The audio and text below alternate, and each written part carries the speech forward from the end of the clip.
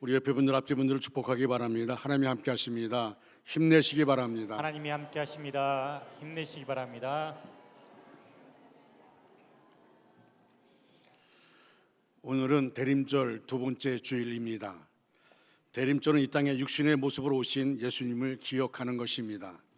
그리고 승천하신 예수님께서 영광의 주님으로 이 땅에 다시 오실 것을 기다리는 것입니다. 우리가 믿음 잃지 말고 항상 우리가 주님을 기다리는 그런 참된 신앙의 삶을 살아야 합니다. 인정받는 믿음을 소유한 그리스도인 중에 갑자기 영적 침체를 겪는 분들을 자주 볼 수 있습니다. 사람들이 이처럼 침체에 빠지는 주요 원인으로는 세 가지가 있습니다. 자신의 사명을 명확하게 알지 못한 채 신앙생활을 하면 쉽게 침체에 빠집니다. 사명감이 없이 되는 대로 살기 때문에 쉽게 갈등에 사로잡히고 은사와 능력에 소멸된 채 무기력에 빠집니다. 그리스도인은 자신의 사명에 대한 확신이 분명해야 합니다. 또 세상의 쾌락과 세상의 화려함에 마음을 뺏기면 침체에 빠집니다. 믿음을 소유하고 구원의 감격에 어쩔 줄 몰라 하다가도 어느 날 갑자기 사람들이 부유하게 사는 것, 영화를 누리며 사는 것, 편하게 세상의 일락을 즐기며 사는 것이 눈에 들어오기 시작합니다. 그래서 세상의 화려함에 마음을 빼앗기면 자신의 처지가 불쌍히 보이기 시작하고 우울함이 사로잡히며 신세타령이나 하면서 영적 침체를 만나게 됩니다. 또 한 가지는 악한 영의 지배를 받으면 영적 침체를 겪습니다. 죄에 굴복하고 하나님을 멀리하기 시작하면 사탄이 찾아와 슬그머니 마음에 들어옵니다. 그리고 부정적인 의식 구조를 형성합니다. 그래서 원망과 불평, 시기와 비난 같은 일을 일삼게 만듭니다. 구원의 기쁨과 은혜에 대한 감동은 이미 사라진 지 오래됐습니다. 매사에 짜증이 나고 쉽게 피곤합니다. 신앙생활을 감격과 감동, 감사로 인해 자원하는 마음으로 기쁨으로 하는 것이 아니라 의무감과 체면 때문에 억지로 하는 것으로 바뀝니다. 사탄이 낙심을 가지고 들어오면 그때부터 아름다운 꿈과 비전, 의욕과 열정, 기쁨과 감사가 모두 사라지게 됩니다.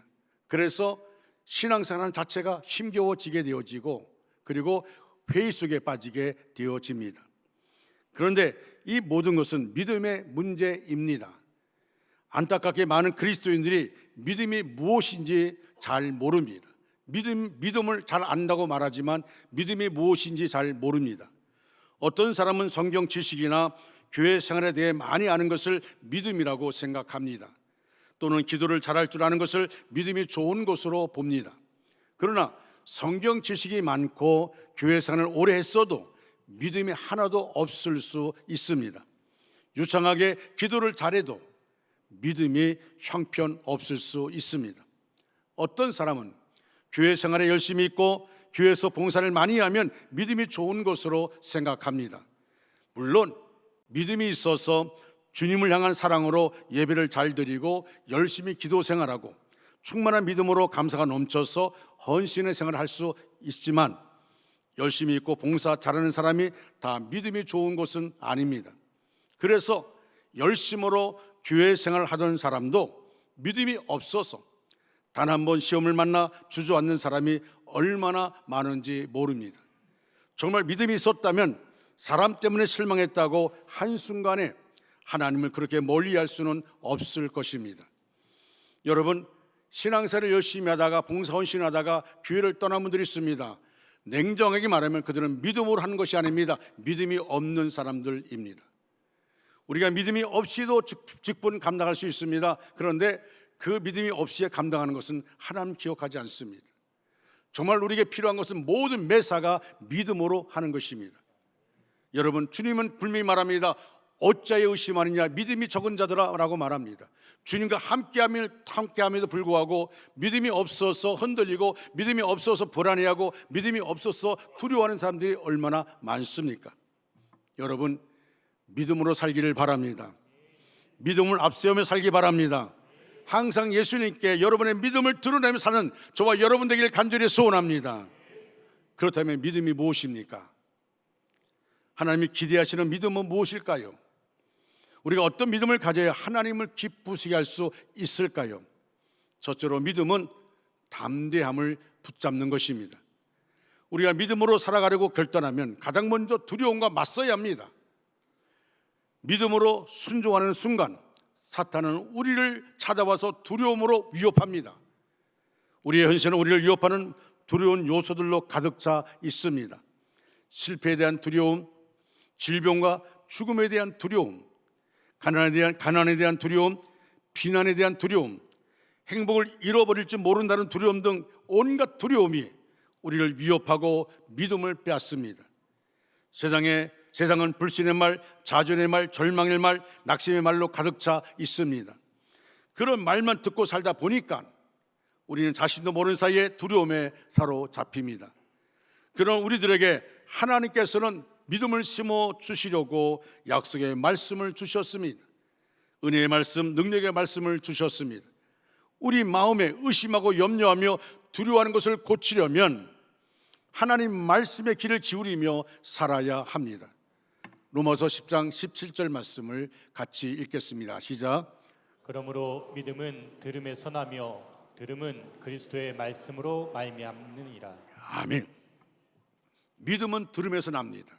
자꾸 들어야 됩니다. 들음은 그리스도의 말씀으로 말미암다. 우리가 듣되 예수의 복음, 주님의 말씀을 들어야 됩니다.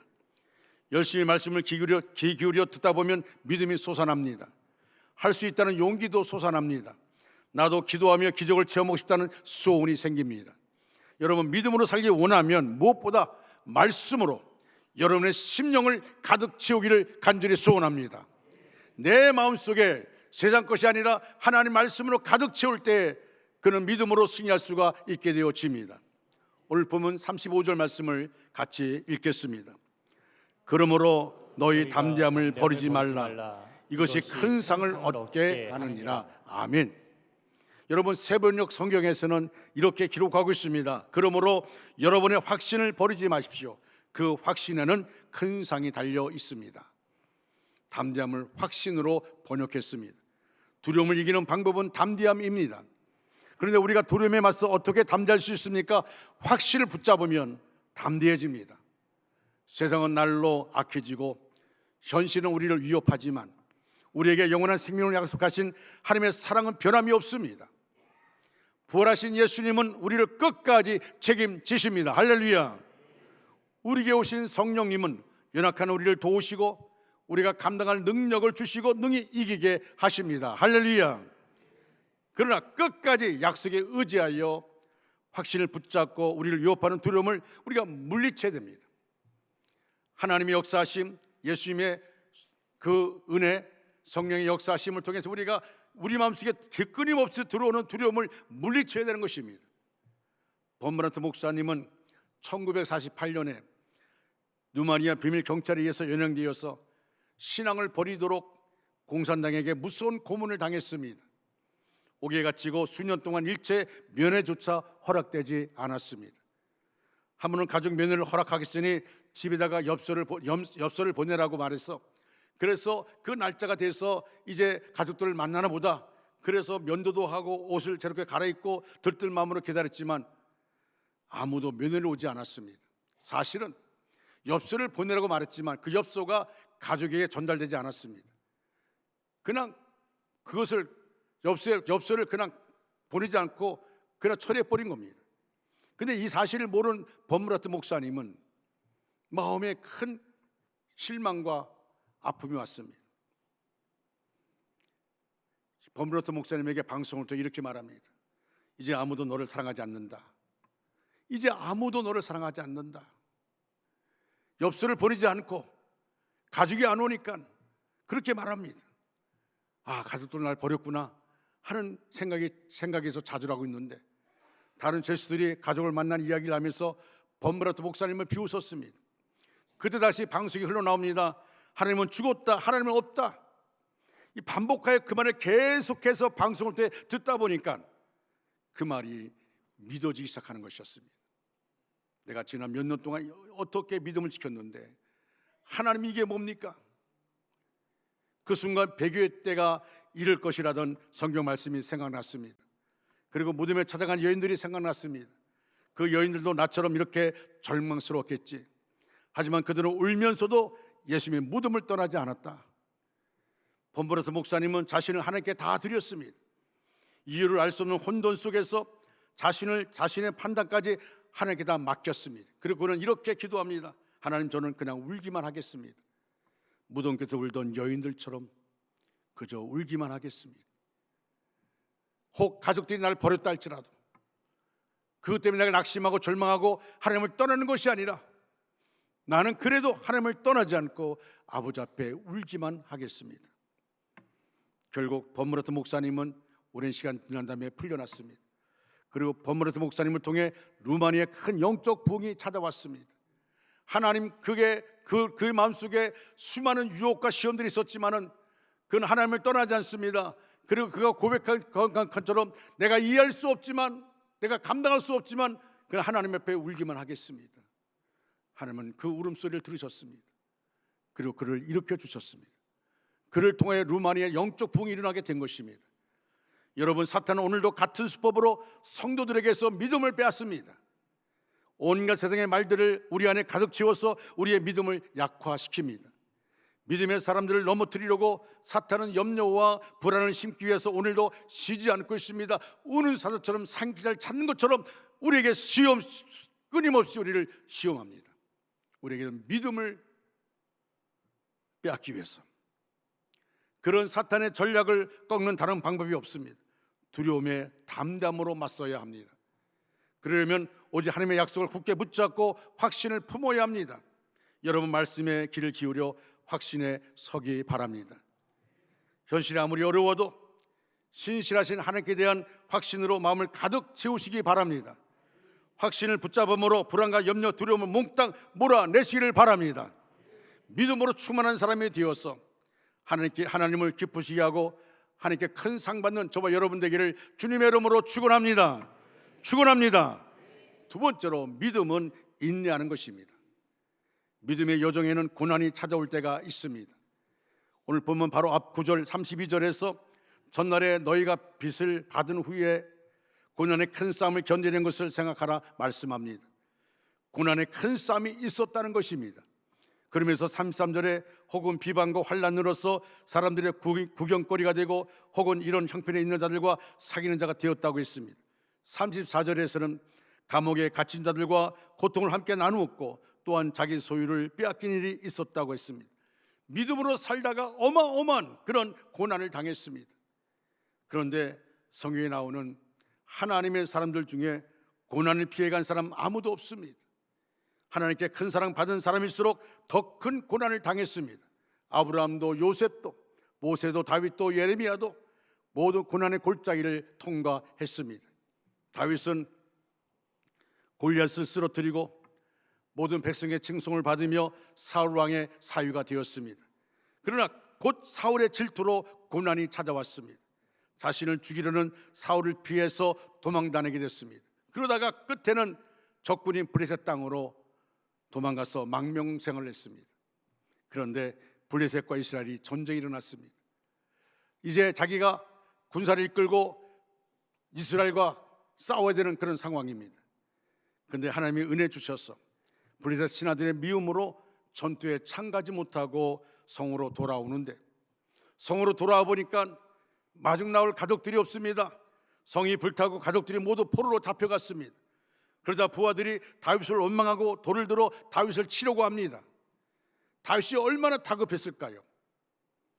나를 위해 목숨 걸고 싸우며 충성을 다한 다윗에게 왜 이런 고난이 연속일까요? 오늘 우리에게 이런 고난이 찾아온다면 우리는 어떻게 고난을 맞아야 될까요? 하나님께서 고난에 대해 뭐라고 말씀하십니까? 오늘 본문 39절 말씀, 36절 말씀을 같이 큰 소리 읽겠습니다. 시작. 너희에게 인내가 필요함은 너희가 하나님의 뜻을 행한 후에 약속하신 것을 받기 위함이라. 아멘. 다시 한번 읽겠습니다. 시작. 너희에게 인내가 필요함은 너희가 하나님의 뜻을 행한 후에 약속하신 것을 받기 위함이라. 아멘. 할렐루야. 고난이 올 때 견디고 인내하라고 말씀합니다. 우리는 시험과 시련을 당하고 시기와 다툼을 겪고 말로 상처를 받습니다. 억울하게 오해를 받고 비난을 당하기도 합니다. 그로 인해 고통스러울 때 어떻게 해야 합니까? 길이 참아야 합니다. 참아야 합니다. 환난으로 오는 고통도 있습니다. 질병이나 가난, 사고나 실패 등으로 오는 고난도 있습니다. 우리는 연약해서 환경이 조금만 나빠져도 많이 힘들어합니다. 우리는 연약해서 누군가의 말 한마디로 큰 상처를 받습니다. 고난이 찾아올 때 뛰쳐나가지 말고 길이 참아야 합니다. 고난을 피해 도망가지 말아야 합니다. 도망간다고 고난이 멈추는 것이 아닙니다. 여러분, 자살한다고 끝이 아닙니다. 기도하며 참고 견디면 하나님이 외면하지 않고 나타나셔서 고통스러운 문제를 해결해 주실 것입니다. 여러분, 선을 행하되 믿음을 지어나갈 때 낙심하지 말지니 포기하지 않으면 때가 이르매 거두리라. 할렐루야. 하나님의 때, 하나님의 때까지 우리는 인내하는 것입니다. 분명히 하나님 나와 함께 하시고 나의 아빠 아버지이기 때문에 내가 하나님을 붙잡고 어떤 이해할 수 없는 상황 가운데 있다 할지라도 그것 때문에 우리가 포기하는 것이 아니라 하나님을 더욱더 의지하면서 하나님의 때에 우리를 붙잡아 일으켜 줄 줄 믿고, 그리고 그 때까지 우리는 낙심하지 않고 포기하지 않으면 하나님이 우리에게 분명히 역사하시고 나를 통하여 하나님은 영광 받으실 줄로 믿습니다. 세 번째로 하나님께서 기뻐하시는 성도의 삶입니다. 오늘 본문에 뒤로 물러가면이라는 단어가 반복하여 나옵니다. 특히 39절에는 우리는 뒤로 물러가 멸망할 자가 아니요라고 강하게 도전하고 있습니다. 우리는 뒤로 물러가 멸망할 자가 아니요. 사람들은 이보 전진을 위한 일보 후퇴라고 말합니다. 신앙생활에 맞지 않는 말입니다. 후퇴는 곧 패배를 의미합니다. 일보 후퇴하다가 2보, 3보, 10보 계속 후퇴하게 됩니다. 그 사이에 많은 것을 잃어버립니다. 우리는 배수의 진을 치고 싸워야 합니다. 후퇴는 용납할 수 없다는 정신으로 전진만 해야 합니다. 뒤로 물러가면 침체에 빠지고 멸망할 수밖에 없습니다. 또 물러나다 보면 은혜를 다 쏟고 좋은 씀을 다 빼앗기고 그 마지막은 오직 멸망뿐입니다. 사람을 통해 시험이 오고 실망과 큰 상처를 받아도 뒤로 물러나서는 절대 안 됩니다. 세상을 통해 유혹이 오고 그것이 아무리 좋아 보여도 뒤로 물러나서는 절대 안 됩니다. 마귀가 직접 우리를 공격하여 두렵게 하고 근심을 안겨주어도 우리 자신의 허물과 약점을 마귀가 열거하면서 물고 늘어지며 공격하여도 한 발짝이라도 뒤로 물러서서는 안 됩니다. 무서운 핍박이 와도, 너무 힘들어 쉬고 싶어도, 비난의 말이 화살처럼 날라와도 절대 복음의 진리와 사명을 놓아버리고 뒷걸음질하면 끝장납니다. 어떤 상황에서도 앞으로 전진하려고 온 힘을 다 쏟아야 합니다. 성경에는 전진만 있습니다. 결코 물러나지 마십시오. 우리가 뒷걸음질 치고 물러서면 기뻐하는 자는 사탄입니다. 왜냐하면 자기 의도대로 되었기 때문입니다. 새 생명을 얻은 사람, 믿음이 잘 성장하는 사람, 열심 품고 주를 섬기는 사람, 사명감에 불타 헌신한 사람들에게 낙심을 안겨주어 주저앉히는 것이 뭡니까? 바로 이게 사탄의 사명입니다. 그런데 우리가 비난이나 위협 앞에 굴복하고 시험이나 유혹 앞에 굴복하며 사람이나 고난 때문에 굴복하고 주저앉는다면 사탄은 목적을 달성했다고 얼마나 좋아하겠습니까? 반면에 하나님께서는 우리가 물러나면 근심합니다. 안타까워하십니다. 내가 너를 위해 얼마나 큰 은혜를 주었는데 다 잊고 뒤로 물러나느냐? 왜 지금 쉬고 있느냐? 왜 내 일을 그만두고 쉬고 있느냐? 내가 너를 향해 얼마나 큰 기대를 품고 있는데, 어마어마하게 큰 일을 너를 통해 이루려고 계획을 세웠는데 여기서 포기한단 말이냐? 여러분, 지금 우리는 어떻습니까? 혹시 나를 통해 하나님을 안타까워하고 있지는 않습니까? 내가 내 상황을 닫고 수많은 변명거리를 만들어서 내가 그것 때문에 이것 때문에 저것 때문에 이렇게 내가 지금 쉬고 있다고 말하고 있지만 사탄은 춤을 추고 있고 하나님은 안타까워하십니다. 여러분, 믿음은 우리의 태도를 바꾸어 놓습니다. 믿음을 가진 사람은 믿음이 없는 사람과는 전혀 다른 스타일을 가지고 있습니다. 삶의 태도가 다릅니다. 관점이 다릅니다. 그래서 전혀 다른 인생을 살아갑니다. 그런데 믿음으로 산다고 해서 모든 것이 잘 되는 것은 아닙니다. 믿음을 지켜나갔는데 어려울 수 있습니다. 믿음을 지켜나가는데 문제 해결되지 않을 수 있습니다. 믿음을 지켜나가는데 육신의 병으로 고통받을 수 있습니다. 그러나 믿음의 태도를 가지고 꾸준히 살면 확실히 다른 인생이 펼쳐집니다. 그럼에도 불구하고 우리가 하나님을 바라볼 수 있는 성숙한 믿음의 사람이 되어집니다. 믿음을 가진 사람과 그렇지 않은 사람은 가는 길이 다릅니다. 믿음을 가진 사람들은 확신을 가지고 살아갑니다. 미래에 대해서 긍정적이고 열려 있습니다. 무엇이든 해보려고 합니다. 실패하더라도 해보려고 합니다. 적극적이고 긍정적이고 열린 태도를 가지고 있습니다. 어려워도 도전하는 것이 믿음입니다. 믿음을 가진 사람은 출발점이 다릅니다. 출발하기 쉽습니다. 무엇이든 시작하는 것이 쉽습니다. 그러나 믿음이 없는 사람들은 무엇인가 시작하는 것이 매우 어렵습니다. 고민하는 시간이 매우 깁니다. 그래서 무엇인가 시작하는데 오랜 시간이 걸립니다. 오랫동안 갈등하고 고민하고 주저하고 멈칫거리며 세월을 보냅니다. 여러분, 유명한 버나드 쇼는 자신의 묘비명을 스스로 만들었습니다. 그는 자신의 묘비에다가 이렇게 썼습니다. 따라할까요? 우물쭈물하다가 네, 이럴 줄 알았어. 이게 묘비명입니다. 의미가 있죠. 자신의 묘비명 비석에다가 이 묘비에다가 이 글을 썼어요. 우물쭈물하다가 네, 이럴 줄 알았다.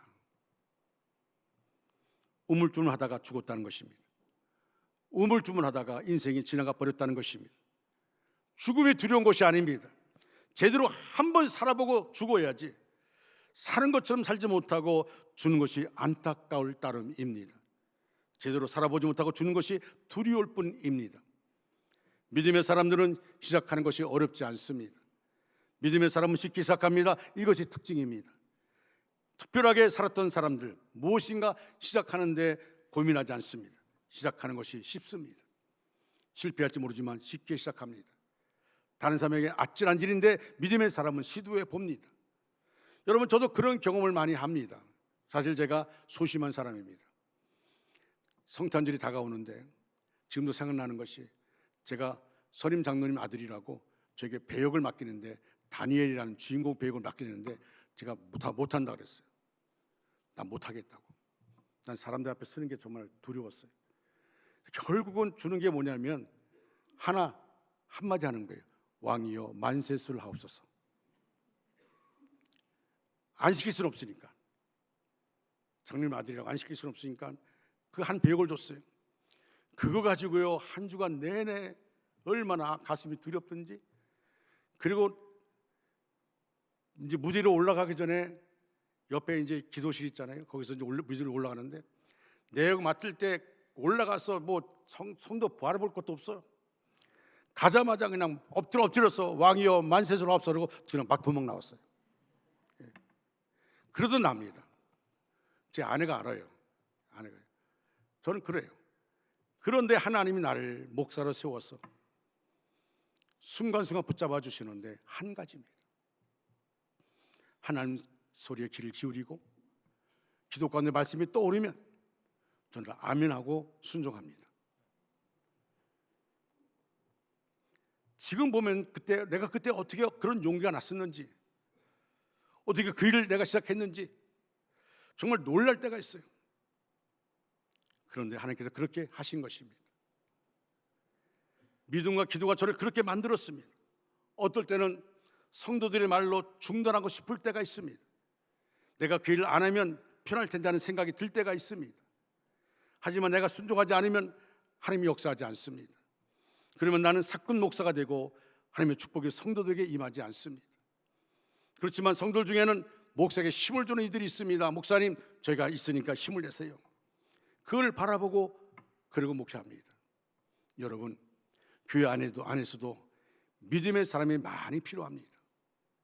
교회에서 사역하면서 믿음으로 접근하는 사람이 있습니다. 한번 해보자. 긍정적인 태도를 접근합니다. 그러나 믿음이 없는 사람은 부정적으로 접근합니다. 항상 부정적으로 이야기합니다. 반대부터 합니다. 믿음의 사람들은 앞으로 나가 있습니다. 이미 다른 곳에 가 있습니다. 행동하기 때문입니다. 믿음의 사람은 시작하는 것이 쉽습니다. 세상을 살다 보면 별의별 일을 다 겪습니다. 질병과 사별, 실패와 좌절, 불안과 절망 등 참으로 감당하기 어렵고 힘든 일들이 많습니다.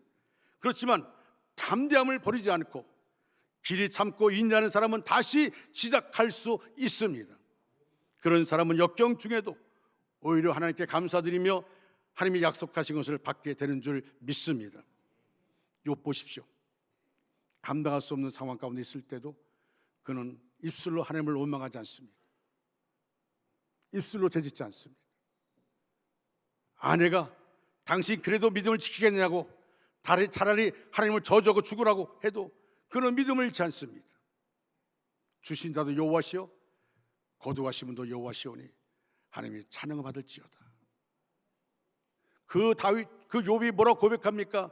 나의 가는 길을 오직 그가 하시나니 그 나를 달려난 후에 내가 순금되어 나오리라.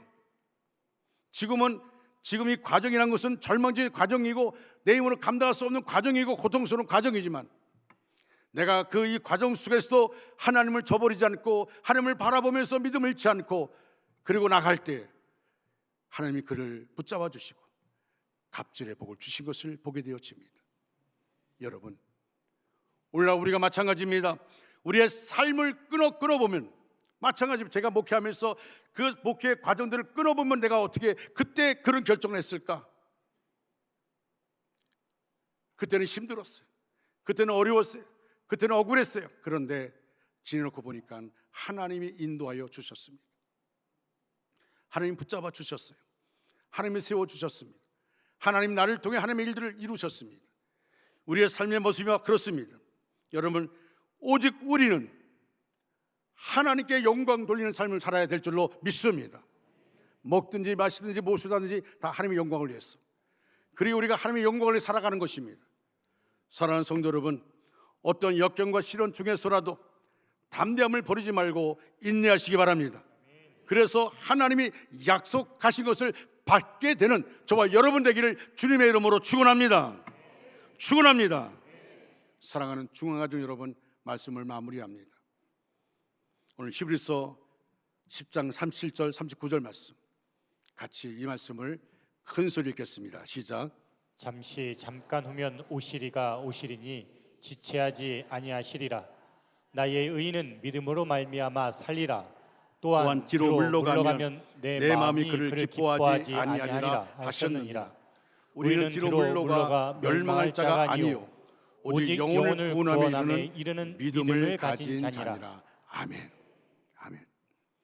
예수 그리스도는 잠시 잠깐이면 다시 오실 주님이십니다. 오늘 우리 선거 찬양대 찬양을 들으면서 내 마음속에 이렇게 마음속에 울림이 있더라고요. 마르나타, 아멘, 주 예수여 어서 오시옵소서. 그리스도인이 당하는 고난과 시련의 기간 짧습니다. 의인은 믿음으로 말미암아 삽니다. 주님께서는 뒤로 물러가는 사람을 결코 기뻐하지 않으십니다. 그러나 고난의 큰 싸움을 믿음과 소망으로 견뎌가며 담대함을 버리지 않고 인내하는 사람 하나님이 기뻐하십니다. 그리고 하나님이 약속하신 것을 받게 해주시는 줄 믿습니다. 우리 모두가 지체하지 않고 다시 오실 주님께서 기뻐하시는 성도가 되어서 하나님이 약속하신 것을 받게 되기를 주님의 이름으로 축원합니다. 축원합니다. 다 자리 일어나셔서 주님 다시 오실 때까지 나는 이 길을 가리라.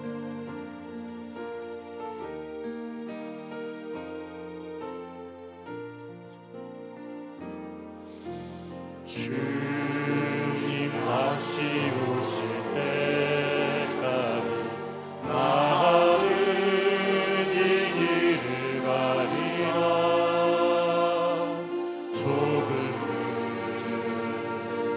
좁은 길 나의 십자가 지고 나의 감히 이 길 끝에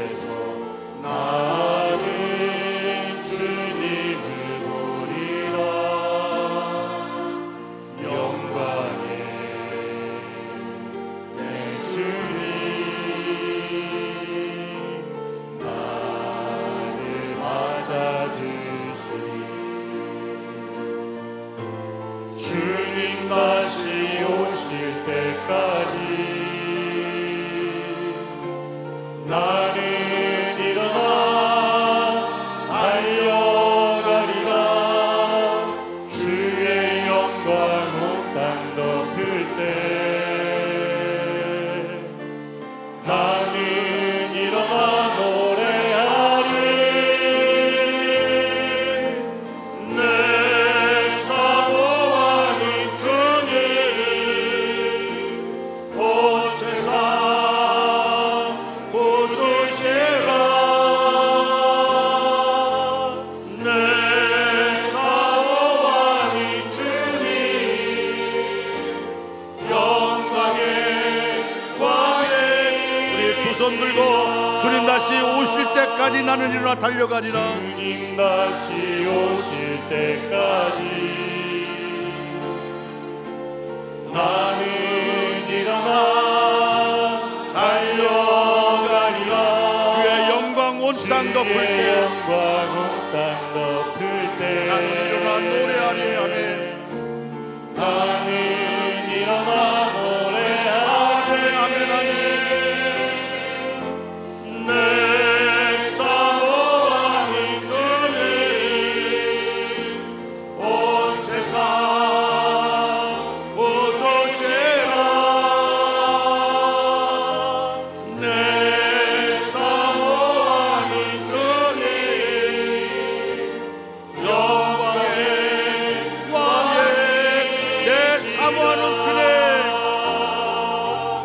내 사모하는 주님 온 세상 구주십니다. 온 세상 구주시라. 내 사모하는 주님 영광의